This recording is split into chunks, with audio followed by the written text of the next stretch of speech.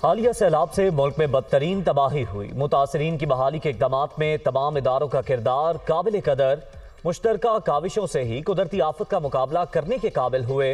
वज़ीर आज़म का इस्लामाबाद में तकरीब से खिताब।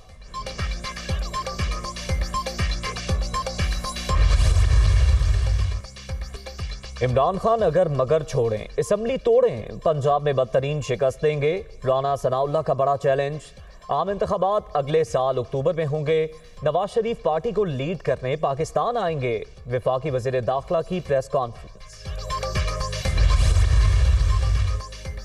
और बलूचिस्तान में रिलीफ मिलने के बाद आजम समाती के लिए नई मुश्किल। सिंध पुलिस ने PTI रहनुमा को अपनी तहवील में ले लिया।